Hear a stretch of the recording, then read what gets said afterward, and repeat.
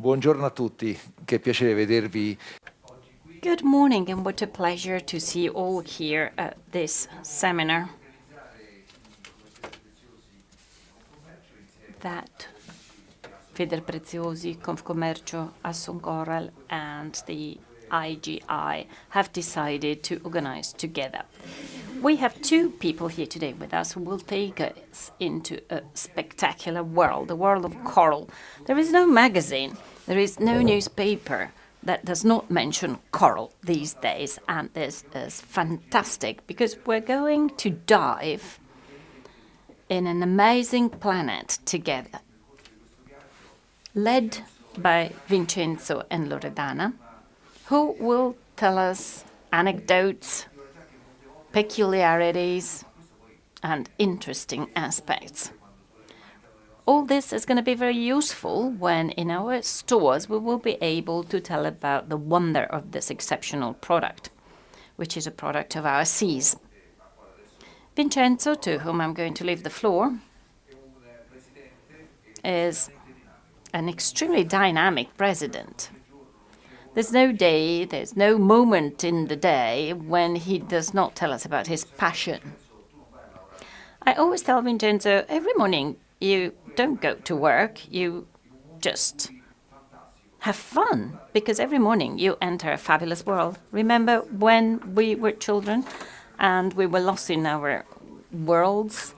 Well, the same is true for Vincenzo when he goes to his workshop, a workshop that produces amazing items, working together with many colleagues who shape this amazing product and export it all over the world. Recently, Vincenzo, we have seen that coral is back into our shop windows and draws the attention of our customers. Also thanks to your association, which has been doing so much to be recognized internationally. And customers all over the world nowadays recognize this excellent product, this excellent made in Italy product. And I always like to tell about my own personal experience. When we used to go to Hong Kong, to the international fair, I saw crowds thronging your booth because so many people are interested in coral, curious people as well as tradespeople who are eager to showcase this Italian excellence. And today we've got Loredana as well with us, who always has an extremely scientific approach to the wonders of the world. So together, the three of us tell about the beauty of gems all over the Italian territory, organizing several meetings. But I do not want to steal any more time away from you. I would like to leave the floor to the president, Mr. Vincenzo Aucella, a very dear friend with whom we share so many experiences, as well as a chat where we report about our daily activities. So Vincenzo, take us into this wonderful world, please. Thank you very much, Stephen, and thank you very much to all of you. Well, in our chat, we only talk about work, don't we? Not that people think that we are exchanging other kinds of stories. Anyway, thank you very much to all of you for being here today. At a fair like this one, where people have so many meetings, it is not easy to find the time to attend a conference like this one. So thank you very much for finding the time and being here today. Our association, well, yesterday we were saying that Fiera di Vicenza is going to celebrate its 70 years of existence. Well, along these 70 years, we have always been here, because at least one company from Torre del Greco has always been here. And we recall the times when the fair took place in the gardens near the station. Torre del Greco has never missed one fair. We've always been present in all the halls you can find our members, people coming from our area, showcasing corals and cameos. And we're very proud of that, because this is the most important fair.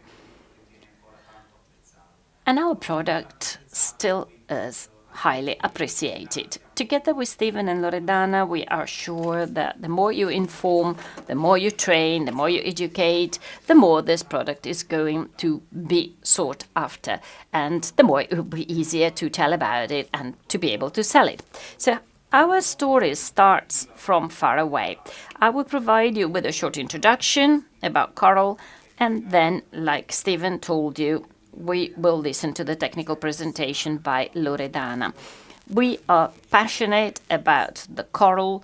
We work with coral on a daily basis, but we need the scientific support of institutes like Loredana's, supporting us also in commercial terms, because often our corals have to be certified. And okay, I can certify my coral because I'm an expert, but I need a third party. I need a scientific technical support. This is why Loredana is going to tell you everything about the technical details of coral. But as I told you before, the history of coral is very old. And it comes before Torre del Greco, because Torre del Greco is where we focus our processing activities, but the history of coral starts a long, long time ago. Here you can see a lady making holes manually in the coral. Coral was woman. All these processes were actually carried out by women. Women have always been present in our workshops and in our companies. So our history in Torre del Greco starts in 1805. But as I told you before, it's a story that regards all the seas in the world. And we should not forget Genoa, Marseille, Livorno, Sicily with their processing workshops. A very interesting and very fascinating story.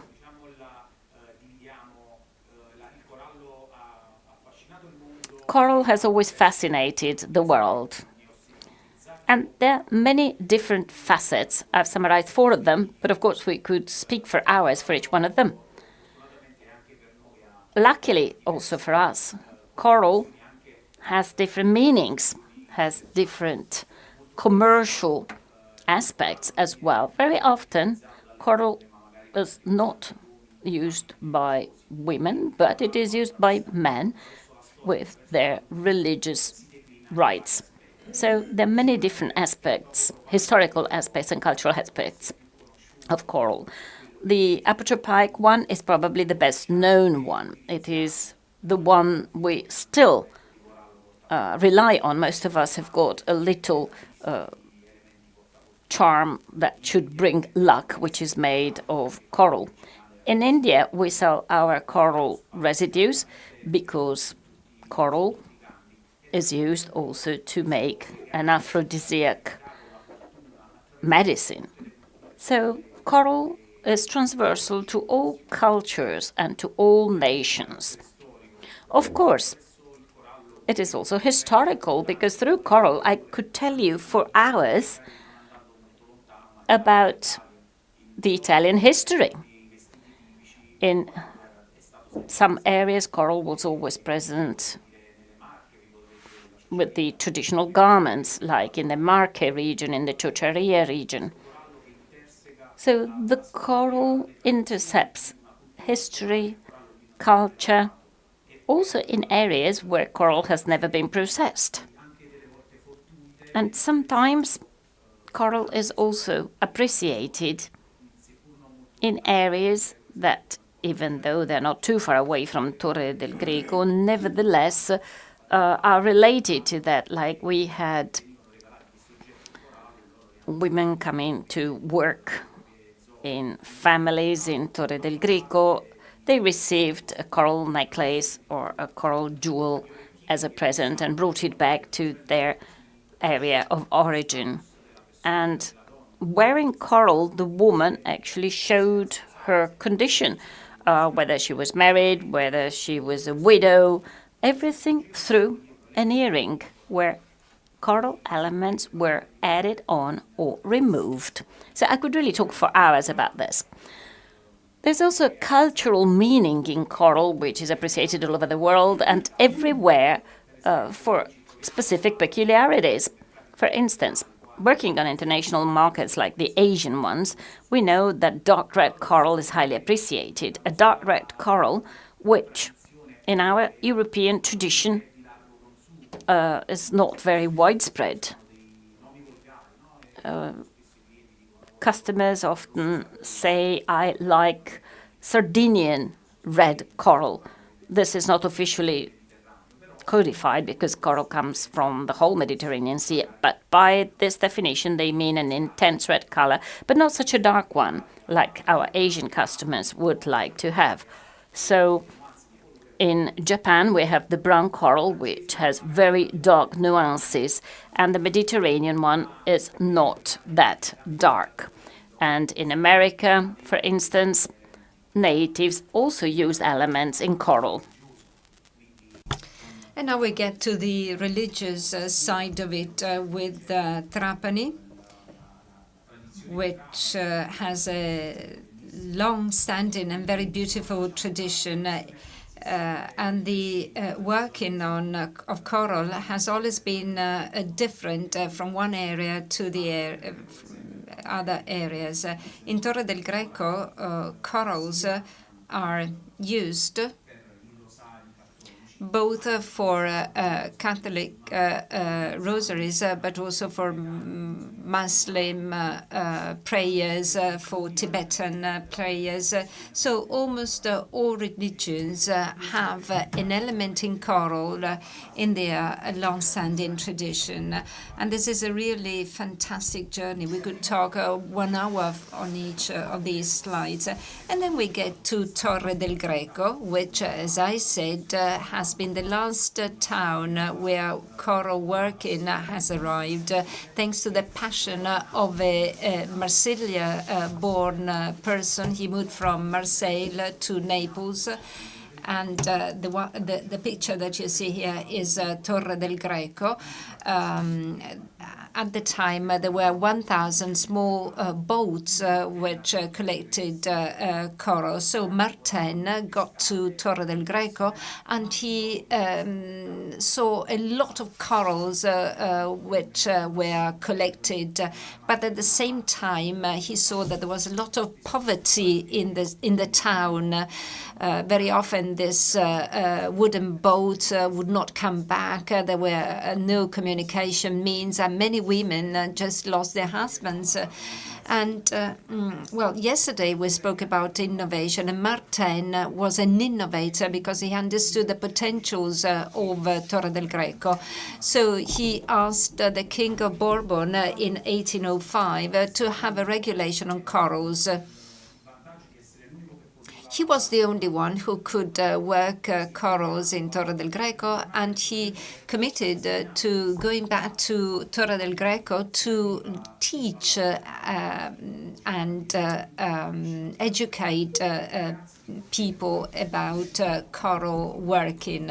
And so many young people in Torre del Greco became sort of self-employed coral workers, and now we have the fourth or fifth generation which has continuously brought on this tradition.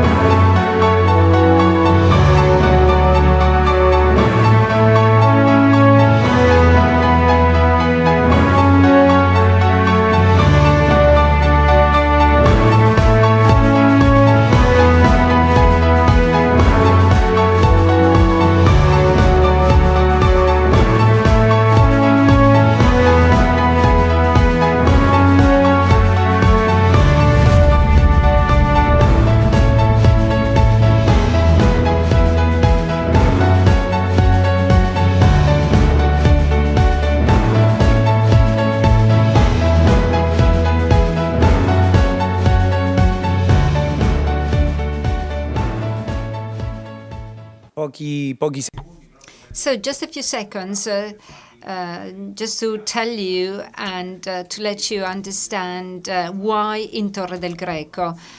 Because of its geographic position, but also for its passion for the sea. And apart from coral, also cameos come from oysters, so all the products which come from the sea. Now, I have completed this introduction, and I will give the floor to Loredana, who will continue with her talk.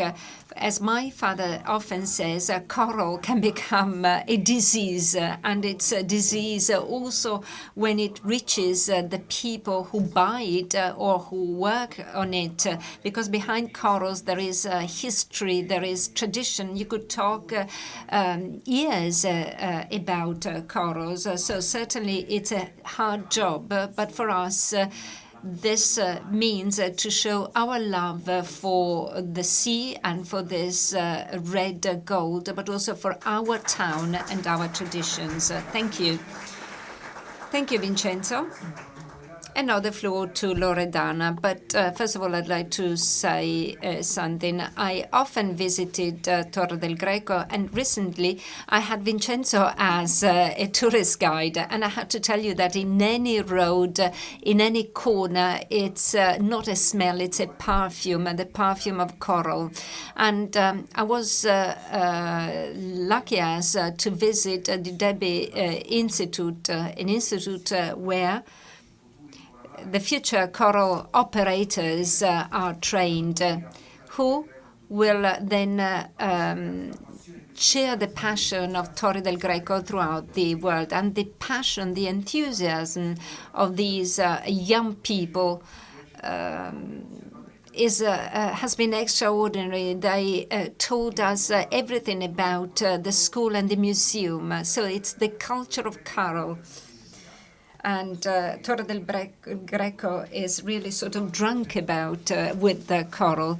And then Vincenzo, in the last slide, tells us about his origin.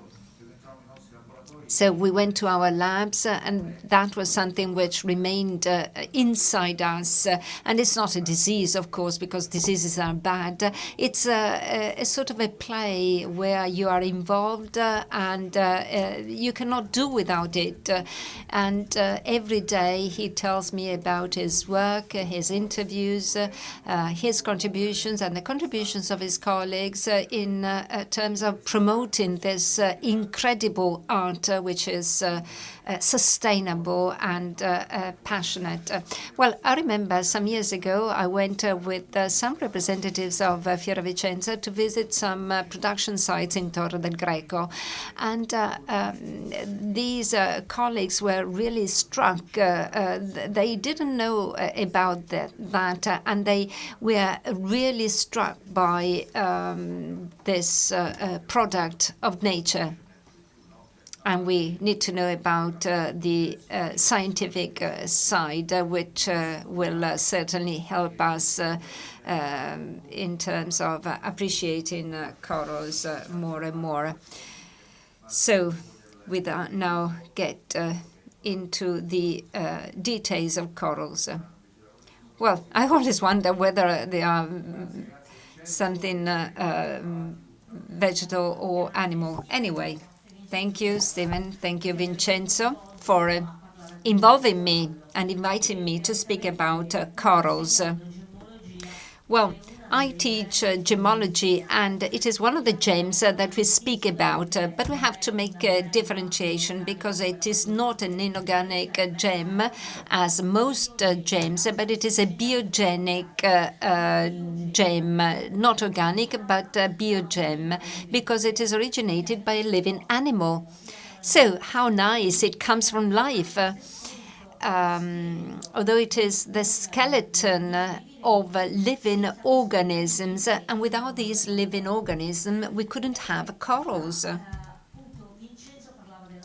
Well, Vincenzo hinted at history. Well, history is fundamental because you have to learn when you sell any object, you have to tell the story, the beauty of that gem. So history should not be forgotten.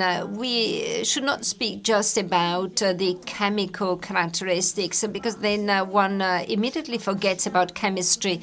But if you involve your customers telling about the history of that material, because behind that there is the history of humankind. Well, if you do so, you will certainly propose a better story. Well, in the south, you are much better, while in the north, there are many people, okay, coral, you can't sell it very well, because you know little, perhaps, about that material. Well, sorry for interrupting you, but I'll tell you a story, an anecdote. Over the years, we have been organizing an information tour about corals in Italy, and we started from Udine. Think about that. And we have the president here. And that raised a lot of interest because I didn't know it. So we started from the north of Italy, and you have to do that. Well, we should pay tribute to the stubbornness of one of our representatives. Okay. I like to tell stories because it is right to know about these stories. So, what is the source, the etymology of the word coral, and what is the myth behind corals? Because the myth says that it comes from the head of Medusa, who was one of the Gorgonics, and she had this head full of snakes. One could say, oh, how ugly. But the head full of snakes comes from another fact. She was a very beautiful girl, and she captured the attention of the god of seas, Poseidon. And Minerva protected her from the attacks of Poseidon, introducing these snakes. And according to tradition, Perseus killed the Meduse because every time she looked at someone, she could sort of petrify that person. So they killed her, and when they cut her head, the head fell into the seas, and all the algae turned into corals. So this is one of the stories, one of the legends related to the history of corals. So these snakes, these branches had this shape, snake-like shape. In fact, we wanted to understand what coral is. At the beginning, it was thought that it was a vegetal element, but in fact, we have Jean-André Personnel, a medical biologist, who understood that it was an animal. It was the skeleton of these octopuses or polyps. In the book by Basilio Liverino, apparently an astrologist, a medical astrologist from Naples, Filippo Finella, had already understood that, in fact, coral was an animal organism and not a vegetal one. Come si produce? Here you can see how coral reproduces. And this is another interesting story. We always try to keep the attention of our students alive.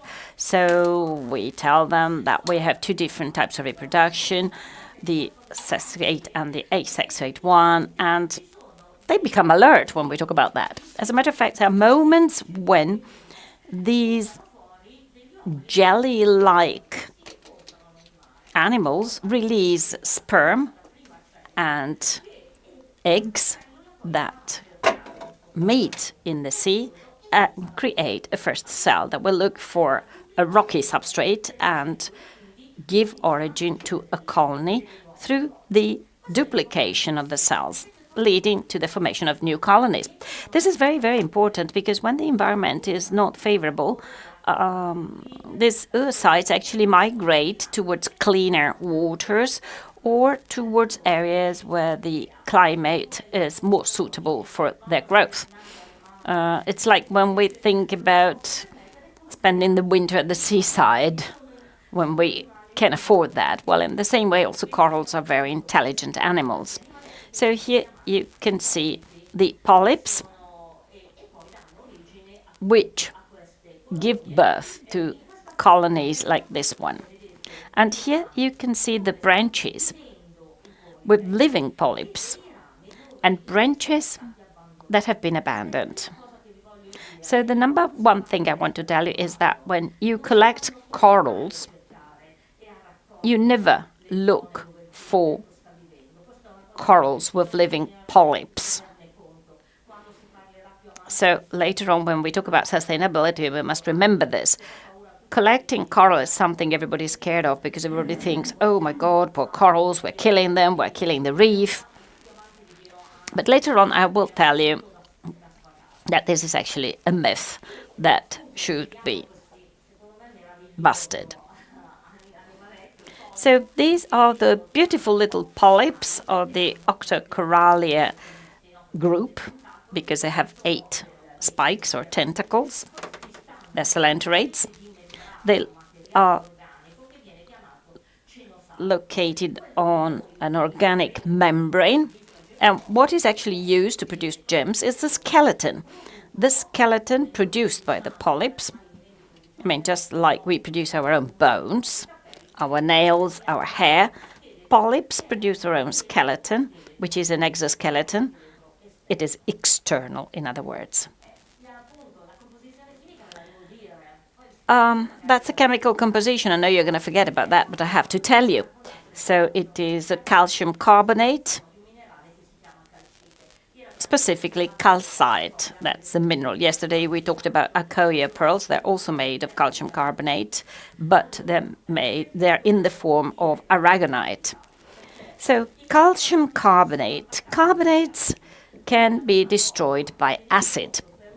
So the number one thing you have to always remember is to explain to your final customer that when a coral jewel is worn, it is better to get ready with makeup, hairspray, perfume, and when these substances have evaporated, then you can wear the coral jewel. Otherwise, run the risk of ruining the surface of the coral. So we do not need to remember the chemical composition just to show how erudite we are, but it is important to know about it because of the related problems. I'm sure that this happened to Vincenzo. Somebody brought you back a necklace that is completely ruined. Why? Because our skin pH is acid, 5.5. That's the pH of our skin. So in the summer, when you sweat, you can affect the coral. But it is possible to repolish it. And this is a technical part, which is not of my competence, but we always teach this as well during our courses, because you have to give also some practical information so that the retailer can sell the product in the best possible way. Of course, it is not only calcium carbonate, there are also trace elements and some organic substances as well, 2 to 3%.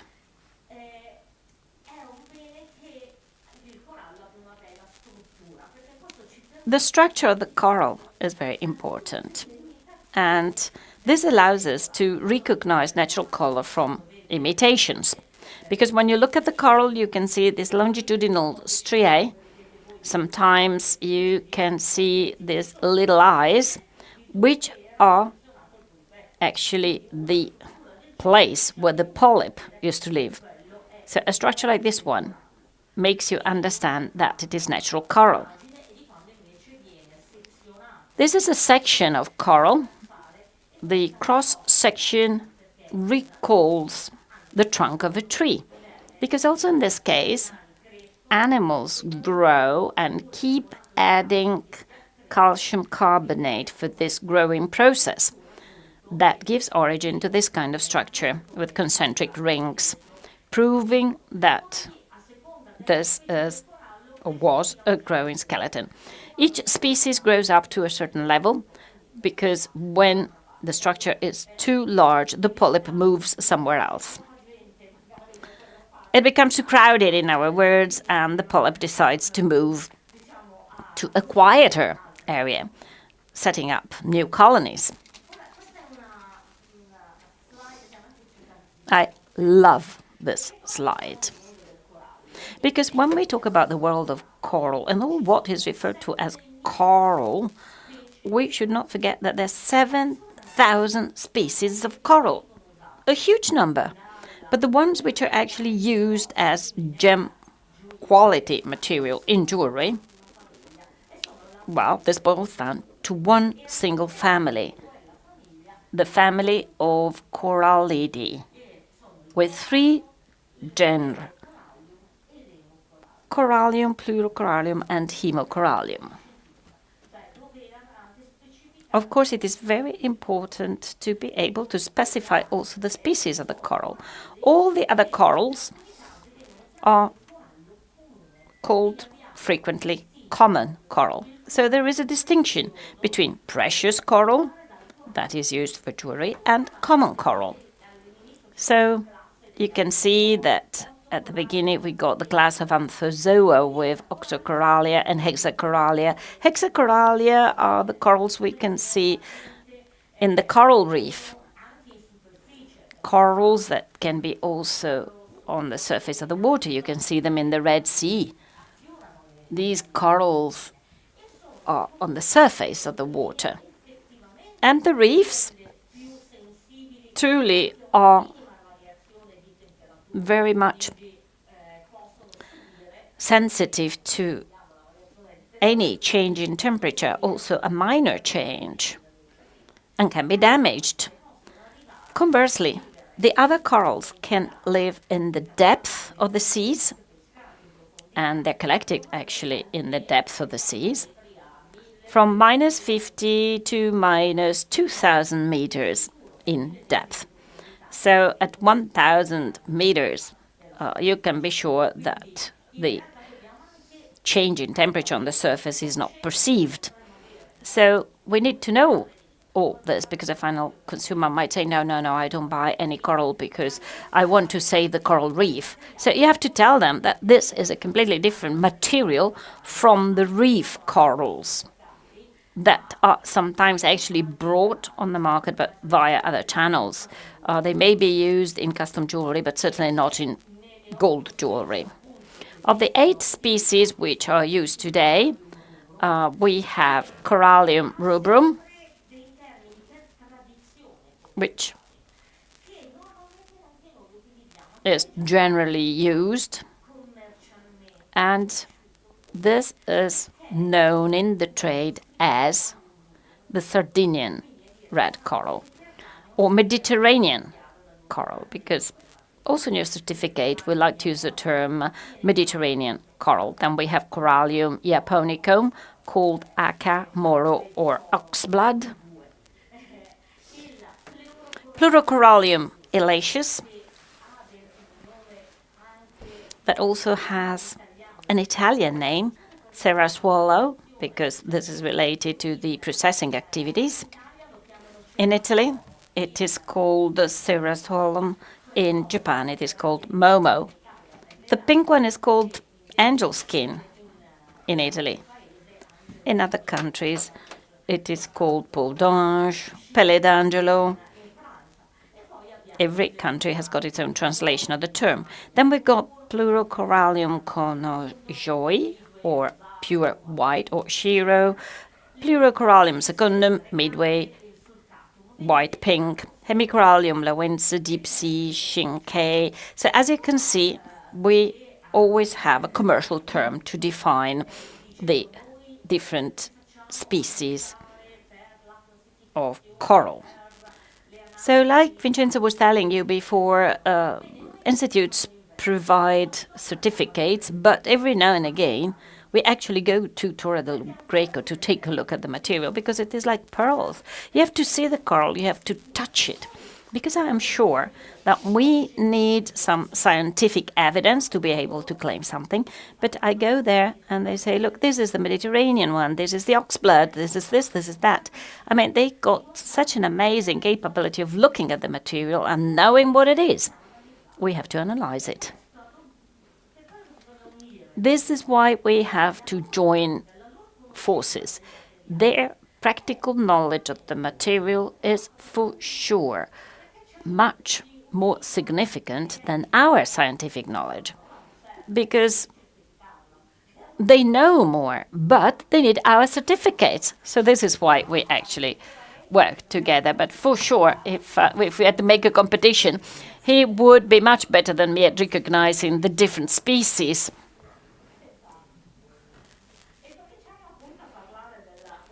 So let's talk about Corallum rubrum, the precious coral, which is usually red and has the commercial name Mediterranean or Sardinian coral.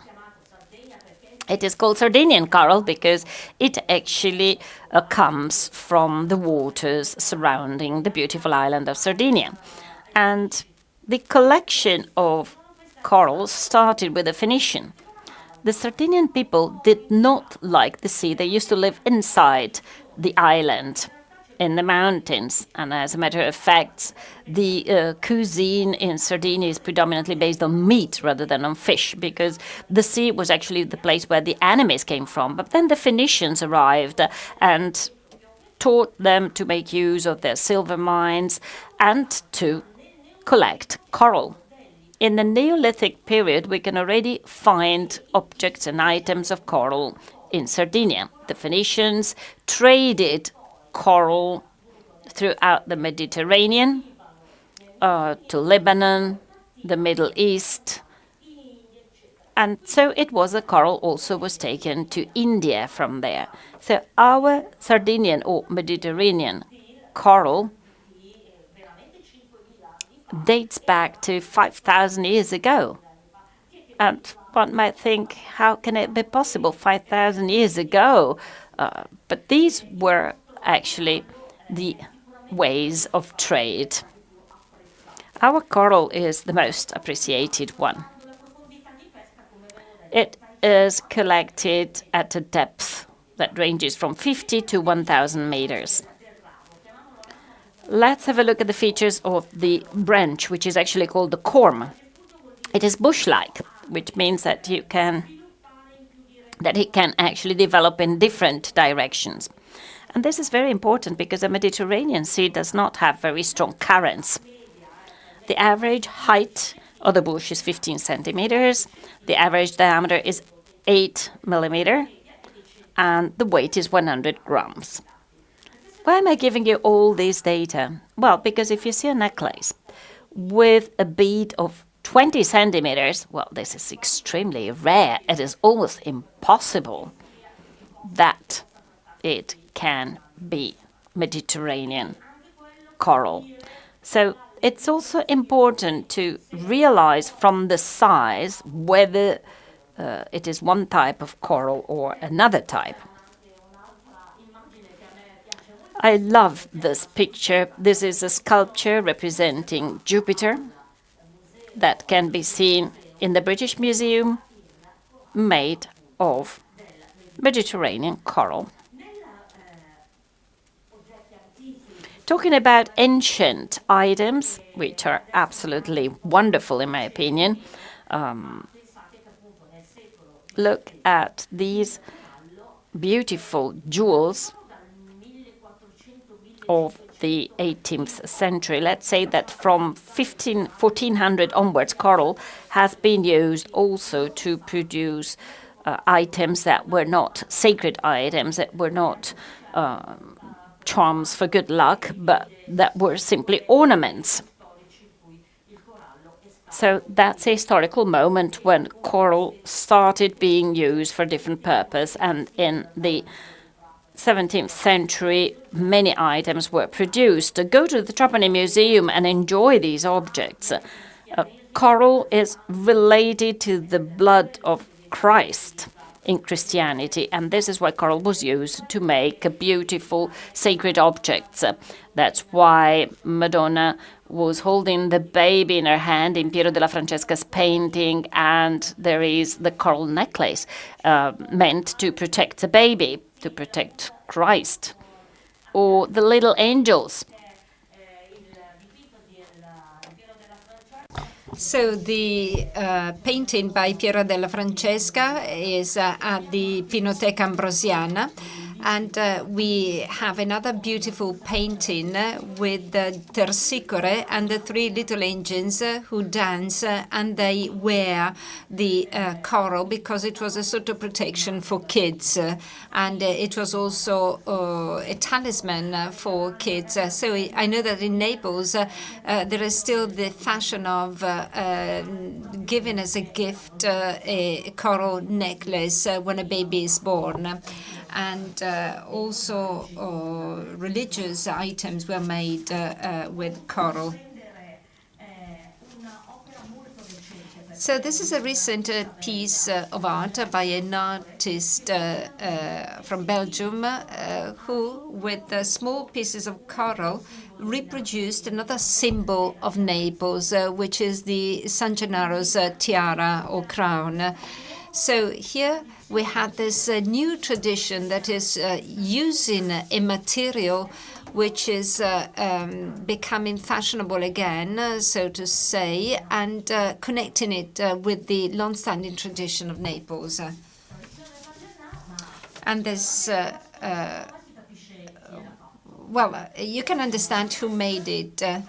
It's a brand, Cartier, and you see the use of coral. So coral is becoming fashionable again for some brands, and not for all of them, because there are some who are still fearful about using coral because they do not know how to tell the story about common coral and precious coral, because you need some skills. You need to be courageous to do that. And another coral that you certainly heard about, which is Mediterranean, is the coral of Sciacca, which was discovered in 1875. And people say that it is a sort of a dead coral. But this is related to the fact that coral reefs had been covered by volcanoes eruptions, natural eruptions, which had covered all these colonies, but the skeleton remained there. And it also changed the color, and in some cases it has become brown, and then when it is processed it becomes sort of orange-like. So all this coral has been collected already, and those who bought this coral at the time are now proposing these objects made by Sciacca coral. Well, that necklace that you see there with that particular type of working has been patented even. So again, it's a patent, and patents are sort of scientific items for a craftsmanship product. So again, a combination of innovation and tradition. Now let's speak about other corals. Well, I often hear speak about Mediterranean and Japanese coral. These are the two words of coral, although there are other places where coral is collected. Well, when we speak about the Mediterranean Sea, we think of Sardinia, France, etc. But in fact, you collect coral also close to Algeria's coast, and also close to Capo Verde Islands in the Atlantic Ocean. So these colonies have sort of migrated. That means that they found it more favorable, more advantageous to migrate because perhaps it was warmer. And so this type of coral is collected there too. Corallum japonicum is collected at a depth ranging between 80 and 300 meters. Again, we have a comb, which is a bit different. Well, earlier on I said that it was bush-like, but here it is fan-like. That is that there is a bidimensional development because the currents are stronger and the coral doesn't go in all direction, but it sort of protects itself. And so its development goes hand in hand with the development of the current. The normal height of combs is 25 centimeters and diameters is 12 millimeters, the average diameter, which means that at the bases there can be a larger diameter. And the color of this coral is a more intense, a brighter red. Well, I will not mention any names, but these are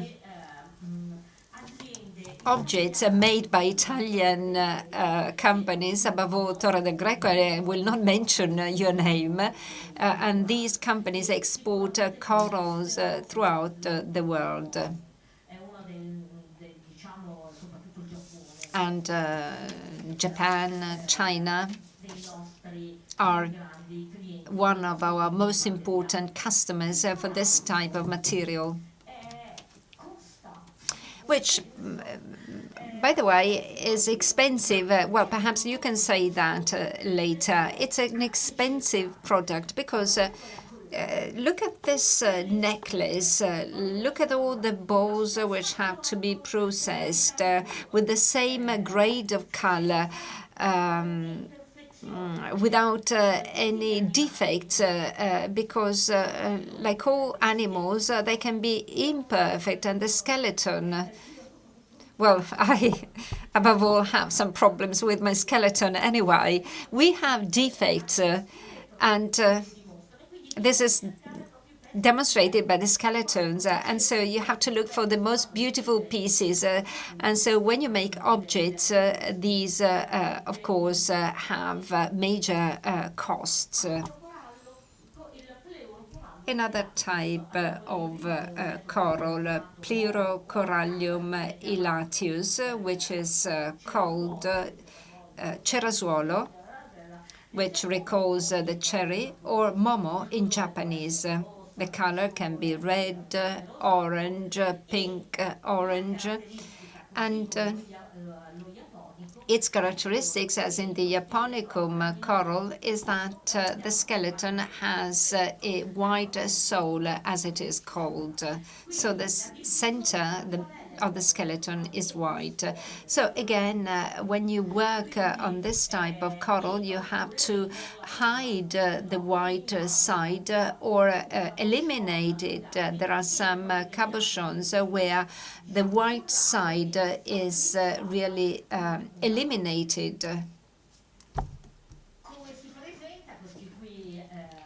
So what is the aspect of these corals? They have a fan-like shape with an average height of 35 centimeters, diameter 25 millimeters. So I can have balls for necklace. Well, perhaps you also have a big piece of this coral. I think I saw it in your lab, because those who buy corals, when they see these raw pieces, they don't want to cut these beautiful corals, because they're beautiful also to show in the windows, and sometimes they are also shown in exhibited in museums. Well, given its size, this coral has been mainly used for sculptures to be graved. So there are many artists. Michelangelo used marble The chemical composition is the same, is identical, and the hardness is 3 in number, and it is possible to engrave it. And there are typically Western and Oriental representations or pieces of art. And here you see this example. And there are also big sculptures which take advantage of all the branches of this coral. Now, within this family, there is also another very famous and expensive and precious coral, which is the pink one. Well, in scientific terms, it is called in a variety, but in fact this color, which is sort of the color of the skin, is very much appreciated. And there are objects and angel skin necklaces which were used in the past by important brands like Bulgari and others.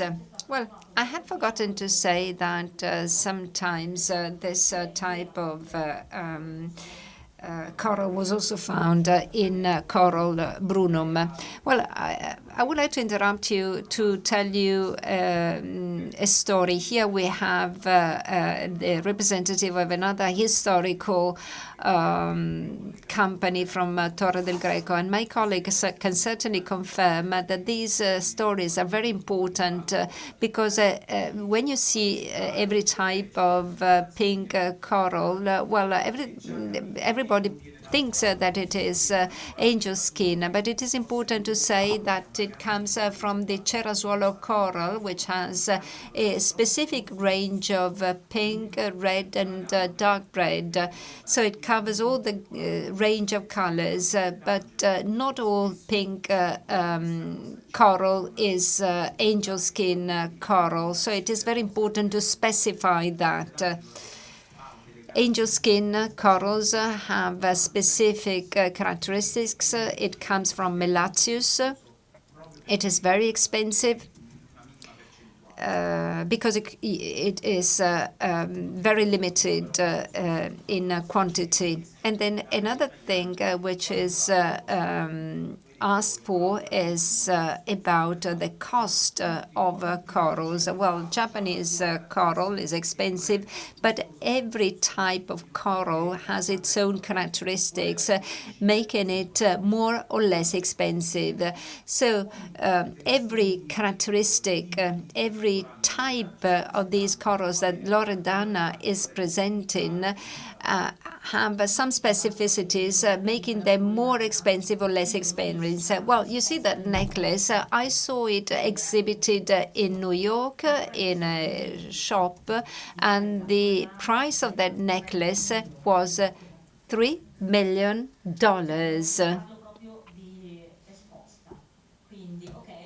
It was, okay, we were in New York, but $3 million. So you understand that if they take pink coral at a mineral show, well, it cannot be that type of material. So here you see the type of color that we mentioned. It also has another name. How is it called in trade terms? Okay, so there are specific names to differentiate the various colors.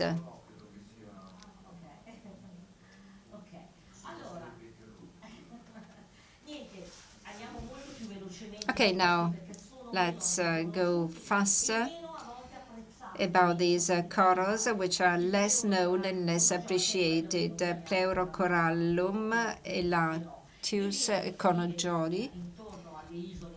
It is collected in Japan and in China. And what's interesting that while the other was red and pink, this is the opposite. It is white with some spots of red color.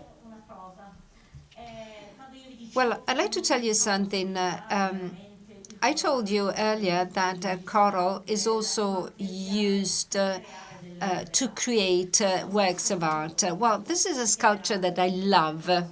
It is Lazarus Get Up, and it has been made with the different types of coral. And it is fantastic to see the white coral associated to the lack of life and the lack of blood. And gradually, as Lazarus stands up, the blood starts flowing in his vein and Lazarus is resurrected. I really love this because making use of the different types of corals, the artist has described the miracle of Lazarus.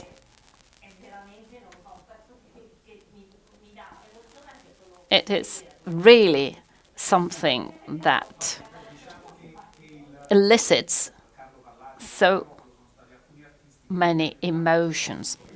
Well, there have been some artists in the 80s who, starting from the classical production of items, decided to provide a more artistical connotation. And when Carlo was still alive and his works of art were sold, people used to ask, how much does it cost per gram?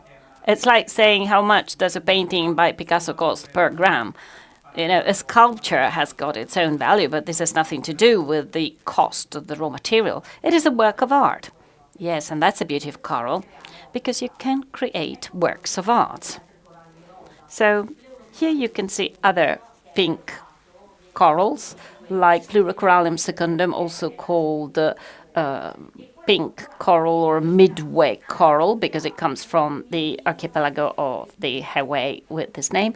It can be collected also at a depth of 2,000 meters. And when we look at this coral, we immediately realize that since it comes from colder waters in the depths with colder currents, it looks glassy. And sometimes it is also fractured. So it looks more like glass. The beads look like glass beads. Conversely, the other types of coral always have this velvet-like appearance, this soft appearance. And you can be sure that they taught me all this, showing me these different nuances. Also in Corallium japonicum, the Japanese brown coral has a different texture than the Taiwan brown coral. So the Taiwan coral and the Japan brown coral are different. And we can tell where they come from when we look at them because their surface is different. The crystalline surface is totally different. Yeah, and the depth where you collect it also plays a role. So do not forget all this important information, because people who know coral can provide you with a lot of data. So I'm really trying to be very, very brief, but I have to hint to some common coral that you can find on the market. So we said that there is precious coral and common coral. Talking about common coral, you've probably heard about the blue coral. This is a species of coral that is also part of the subgroup Octocorallia, but it is full of pores. It has a blue color. It is a protected species, so you cannot collect it and process it, but you can actually find it because in the past it used to be processed. So it is true. Blue coral exists, but it is not a precious coral. Another coral that you will certainly find in the trade is keratosis or bamboo coral. It is made in a different way because here you have some carbonate parts and some horny parts. It is usually white. So these corals, this is a typical branch of bamboo coral. There are also snakes that are called the coral snake because they're red with black stripes, recalling this type of coral. But usually this type of coral is actually colored before it is sold. It is much, much cheaper. And you have to pay a lot of attention. I mean, when they say it is coral, but they don't tell you that it is a bamboo coral, And they don't tell you that it has been artificially colored. This is not the natural red color, but it has been painted. Then we've got black coral. We have two species. The Mediterranean species, Gerardia savaglia, and the Australian Red Sea species, which is a little bit more thorny. This coral has been used in the past. This is horny coral. It is not carbonate coral. And you can recognize it because it tends to slough. So their concentric structure tends to slough. And the color is very, very dark. Their collection, their import, their trade are forbidden. So if you go to those areas and you find a piece of this coral and you bring it to Italy and they find it in your suitcase, you're going to be in trouble. You will have to pay €5,000 fine. It is also important to know about this. There are species which, even if you find it dead on the beach, you cannot export it from the country of origin. And this is also true for the golden coral. What do they have in common? The term coral. That's the only thing. And it is right to use the term coral because, as we said before, there are 7,000 species of coral. So madrepores are frequently used in custom jewelry. They are usually colored of every possible color. Red, light blue, dark blue, because then they can look like the turquoise gemstone or lapis. A very short digression regarding what is referred to as Gilson coral. Some call it synthetic coral, but it is not synthetic, but it is an imitation. Usually it is referred to as coral paste. Well, thank you very much for telling us, because we have a friend in this room who's interested in this. Simone, there you are. We know that this very dear friend is very interested in paste, coral paste. It's another interesting product because some think that coral paste is the waste from coral processing, which is just put together and sold. That's wrong. This is a mixture of carbonate, phosphate, or other minerals. It is a mixture which is synthesized. Sometimes resins are used to keep it all together. Colors are added, so coral paste has nothing to do with coral except for the term coral. So we say it's an imitation of coral. Never use the term coral paste because it is an imitation. There's no coral in it.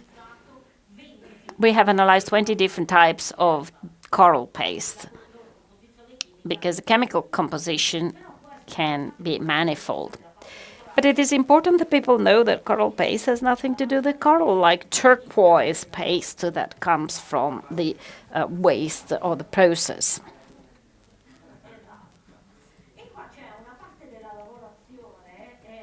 And here you can see the processing of coral. This is something I know only to a minor extent, but we teach this in our school. We teach the type of processes, the way how technologists decide what to do of every single piece of coral, depending on the size of the beads that can be obtained. And there are many different stages in the process, which are all fascinating. And the terms with which the Torresi people talk about this type of processes have actually come from the English. You can see here the different phases. And so holes are made, shapes are produced. Yeah, I know, and when Vincenzo was describing all the processes, we did not know the terms that he was using. Sure. But it is beautiful. It is beautiful to go and see how they process the coral, to see the people working and telling you about the different processes. So, a gem. We could spend 3 or 4 days to talk about this gem, which has such an amazing historical background. Sure, and we've got a specific jargon, which sometimes we try to Italianize, making use of terms that are very difficult to understand. So we use the term aggarbatura, meaning giving the shape. Shaping, yes, but that's another beautiful part of it.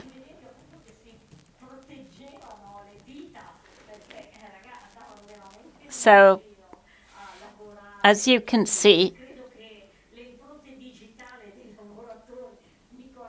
the fingers of the workers are really at risk. Anyway, here you can see the different processes starting from the carving, and restoration is also another very interesting aspect because there are so many ancient items that need to be preserved in the best possible way. What time is it? Sorry, when I start talking, I go on like anything. You still have 15 minutes. Okay, I'll try to be a little bit quicker then. You have heard that trade needs the recognition of the species because there are laws.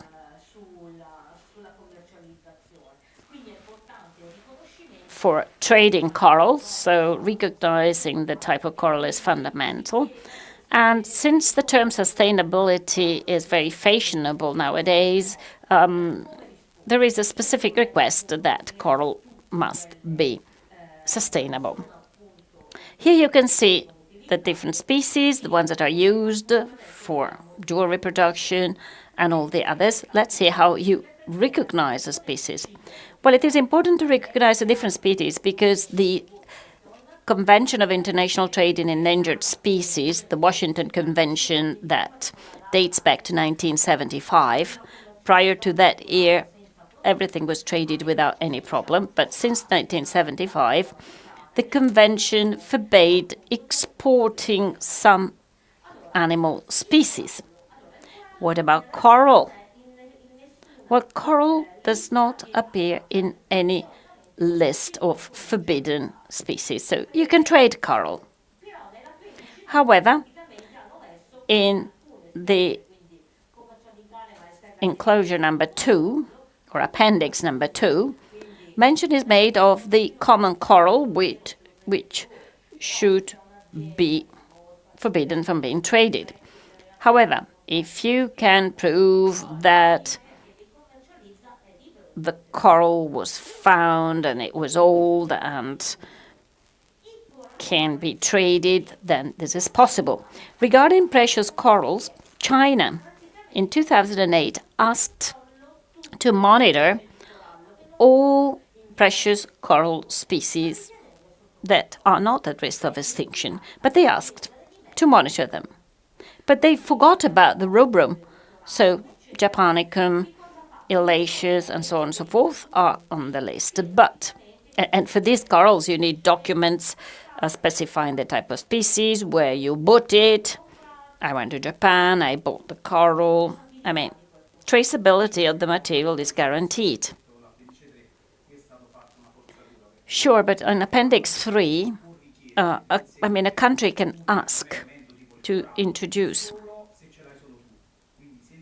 an element only, like coral, only if only that country has got that species. So Italy could do that for a coral that can be found only there, but China has made a list of corals that can also be found in Japan and the Philippines. So there is a distortion here. And the fact that a country has asked to monitor some species through the convention, well, this actually lasts 5 years. the 5 years have gone by, but this is still present in the convention. This does not cause any problems in Europe, because selling luscious Japonicum and so on and so forth is not a big issue. The problem occurs when you're exporting, when you export that type of coral, say, to the United States. We have to ask for the CITES certification, which for a historical company like the ones in Torre del Greco, you've got your import invoices from 1975. So you just go to the office and you produce this document. Well, something that I liked is that you said that you have stocks of material bought before that date. Well, also the companies that I visited showed me really boxes of material bought already in the 50s, for example. So it's material which is not collected now. Sometimes when you have some objects, you have to say and specify the species because it happens that you have a document saying that you bought that material, but then who can state that you used that material to make that necklace? So when you export products, they want a document identifying the species. Something that we actually do by looking at the surface, the spots of stain. Some have a white sole or a pink sole. And this is important to look at also by microscope sometimes. So here you see that two species can be very different. They have different structures, but sometimes the naked eye is not enough. So we need to carry out very advanced technologies to say whether the coral has already been processed, whether it has been colored. Because that is very important. When you certify the material, you have to check that the color is natural. Here you see what is called the Raman spectrum. So depending on the peaks, gemmologists and scientists can understand the type of species. So they make an analysis and they see things. It's bad, but it's the truth. We have to look at graphs. It's like the cardiologist looking at the ECG. So this is how life works. How the scientific analysis of these materials is like. Here you see the various types of coral, and you see that there are differences in terms of colors. And when the color is natural, you see these pigments which are called carotenoids. And when they are present, we know that the material has not been painted. And when it is painted, you see that the spectrum changes completely. So there is a different response during the analysis. And then sometimes you take acetone. Well, you can't do that, of course, because when the material comes to the laboratory, you can't make any type of destructive analysis, of course, because you can't spoil the material. So you have to be very cautious, although this is a very practical method to see if there is a painting. And here, it is possible to see some traces. You see that we use laser ablation, which is a technique used to know if sapphires comes from a country or another country. So it's a very expensive type of analysis, but looking at the concentration of elements, sodium, magnesium, strontium, etc., you can understand whether it is a type of coral or a different type of coral. And there are some situations where it is difficult to check because you have to avoid failures. So these differences are important. Seas are differences and corals are different. So also the skeletons absorb different elements because we interact with the surrounding environment, like fish. So the biggest they are, the greater the quantity of mercurium, and the same applies to the skeleton of the coral. And then another method is the DNA analysis. Well, it's crazy, but we've come to the analysis of DNA. We are one of the few laboratories which carry out this analysis in collaboration with the University of Naples. It is the only university which is ISO certified for DNA analysis. Not even abroad you can find certified laboratories. So they make the analysis. They tell us, well, it is certainly rubrium. And then we issue this document, this report, making reference to their analysis. So do you have to export to the US? Do they want to be sure, 100% sure that it is rubrium? Well, this is absolutely certain, and nobody can question it because it is not a gemmological analysis, it is a scientific analysis because DNA identifies all the living organisms. So when we speak about sustainability, and you will certainly confirm that, there are laws in all countries which regulate the coral collection. And in Italy, the law dates back to 2019, I think. There are no longer those coral boats with nets which were dragged on the surface and they brought up everything. Because today there are laws and regulations telling you at which depth you should go, what you have to collect, the maximum quantity, the minimum dimension, and there are heavens where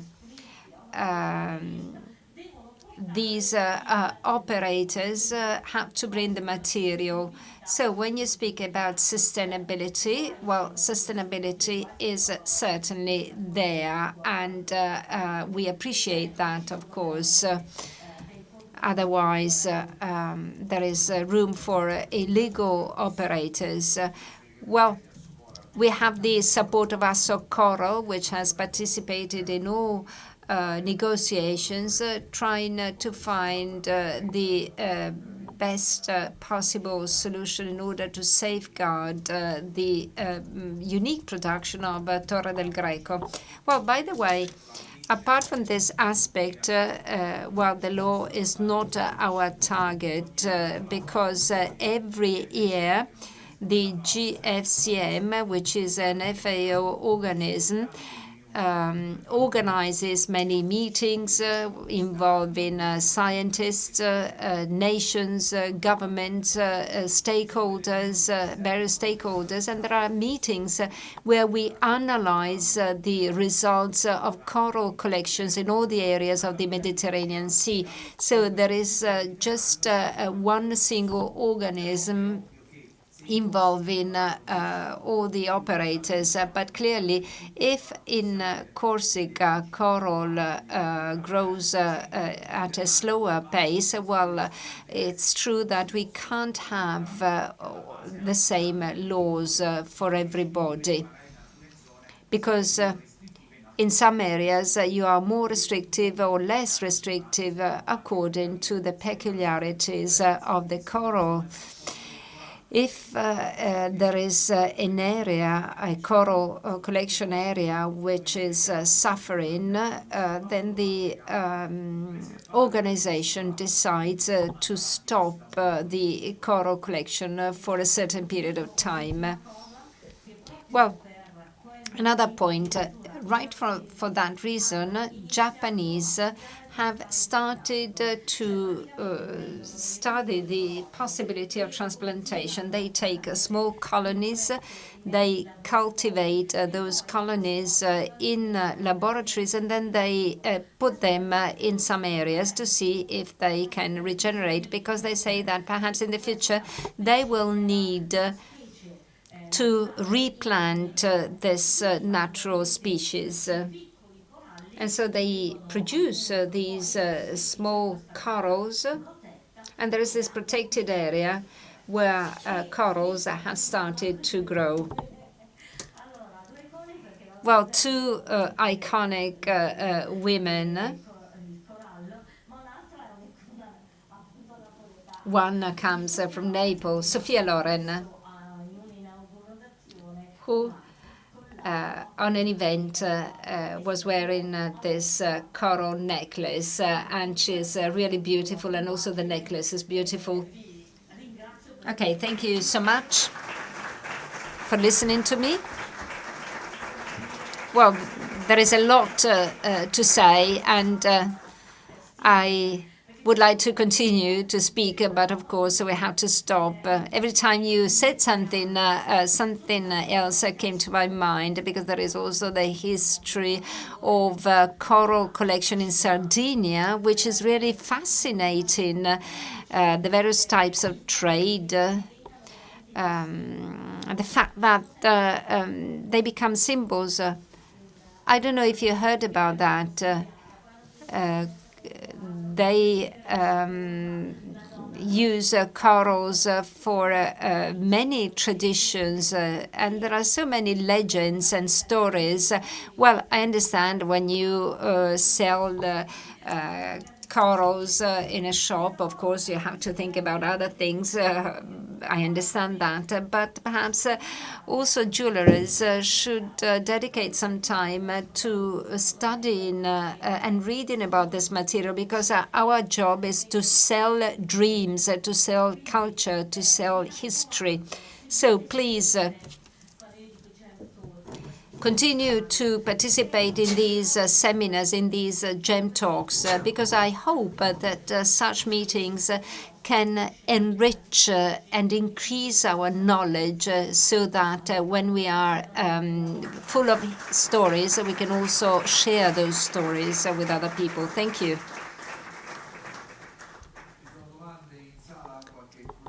Questions, points of curiosity? Simone.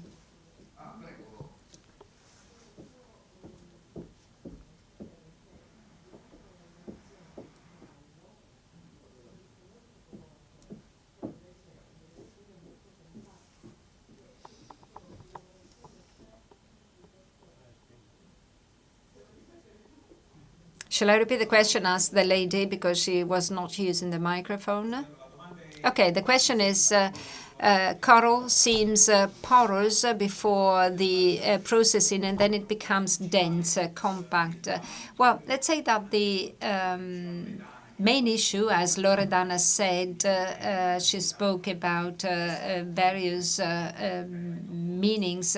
Well, a certain element of porosity remains. It remains porous, and we as an association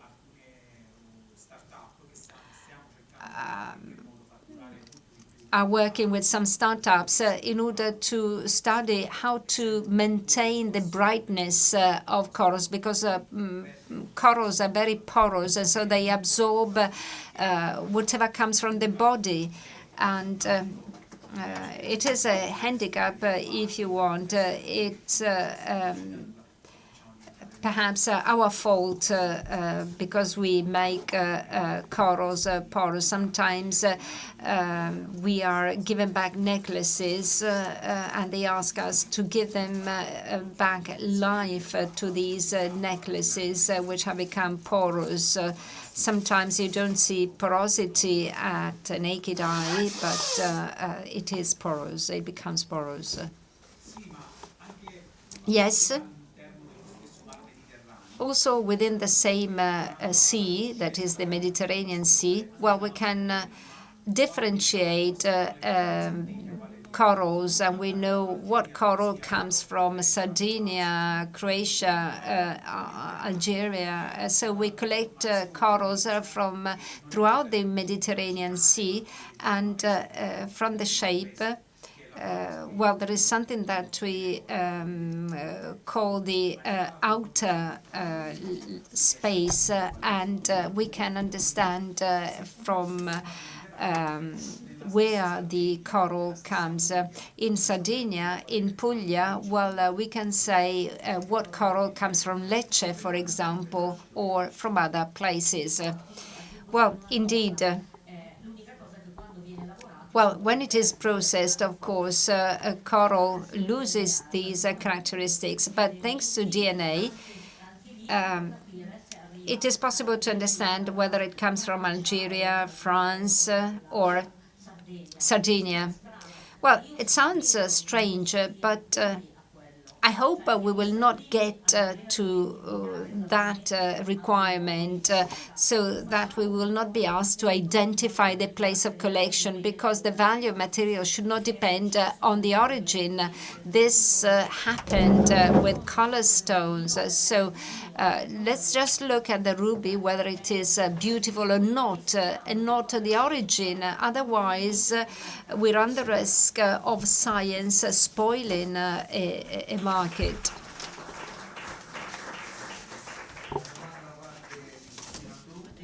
We have a question from Cristina Antonutti, Udine.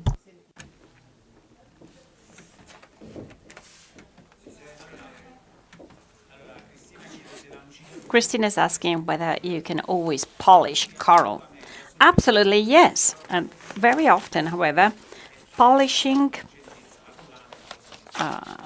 is one thing, and you can repeat it if the necklace is no longer shining. But sometimes people say, look, I went on holiday, I put my coral necklace in the light, and after 3 or 4 days, it actually changed color. Well, in this case, the heat transformed the color of the coral, and in that case, you can't get it back. But you can actually polish as much as you want, and it won't damage it.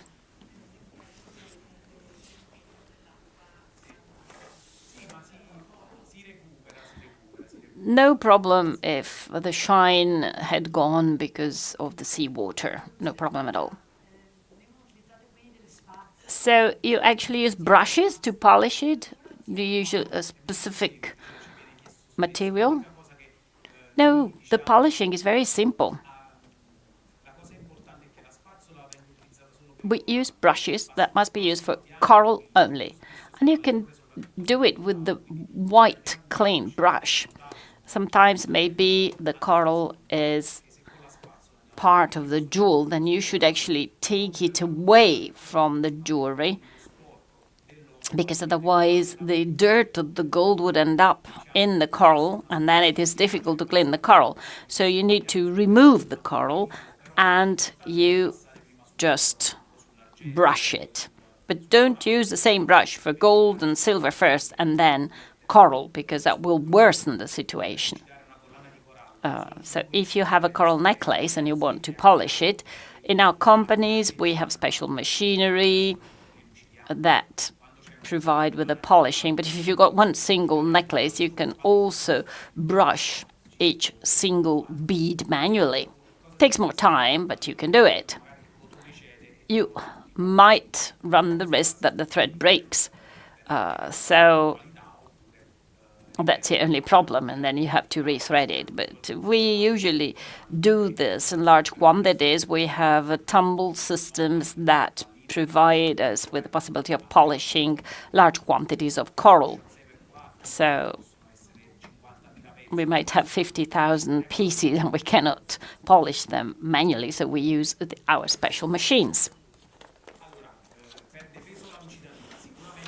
Do you actually lose weight with the polishing procedure? Well, if you repeat the polishing several times, you might actually decrease the weight because there is friction. But of course, this weight loss is minimal. But if we talk about ancient necklaces that maybe were not perfectly round, they were more potato-shaped because at that time the beads were made manually. Today, the process is 80% manual, but the very last part, that 20%, is made by machines that provide us with a perfect sphere shape.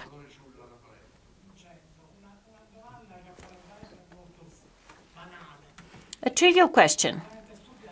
A stupid question, but I don't think it is really that stupid. In the past, in our shops, we used to sell a lot of coral. Also important pieces. And in the light of today's discussion, these coral jewels have a very high value. Well, a customer of mine came to me with a beautiful necklace. And she said, I followed your advice. I put the perfume on first, then later on I actually wear my coral necklace. But when I take it off, before I put it in the safe, I clean it with a wet cloth to remove any possible makeup traces. So my question is, could you give us some advice that we can give to our customers to preserve coral jewelry in the best possible way?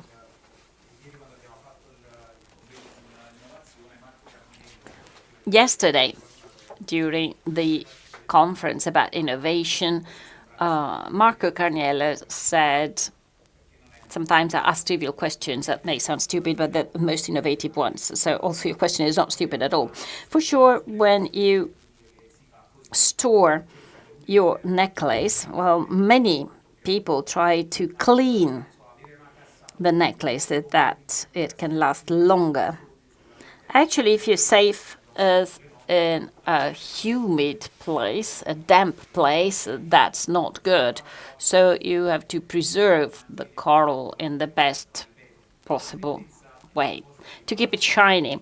But as I told you before, the fact that the coral is no longer shiny is not a problem because you can repolish it. So we always say that. We say, go to your jeweler and he will know how to make your necklace shiny again. Thinking about other gemstones, well, we know pearls. And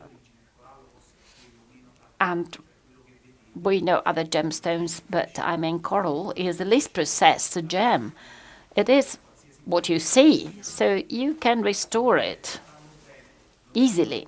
But of course, if you look after it, keep it away from the heat, from dampness, and preserve it in an adequate place, well, that's the best advice that you can give. Sure, you can clean it, of course, because if you wear a cream, a body cream, it is best to clean it with a damp cloth.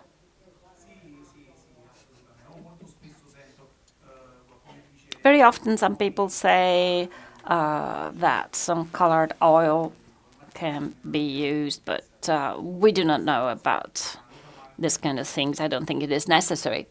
A well-known brand producing products for silver shining has also presented a fluid, and they asked us to test it on coral, and nothing changed. So we just put the coral in a bath of this liquid, but nothing happened at all. So it didn't damage it, but it didn't improve it either. Io sono una giornalista professionista.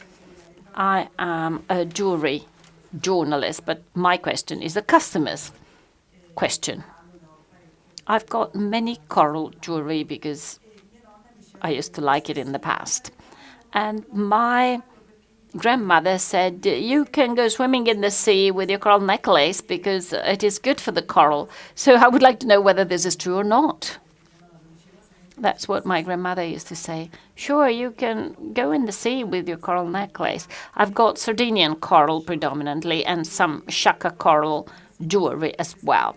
So I'm really curious. I would like to know whether a sea bath is good for the coral jewelry or not. Well, this is an ungrounded claim. Very often, we have to repair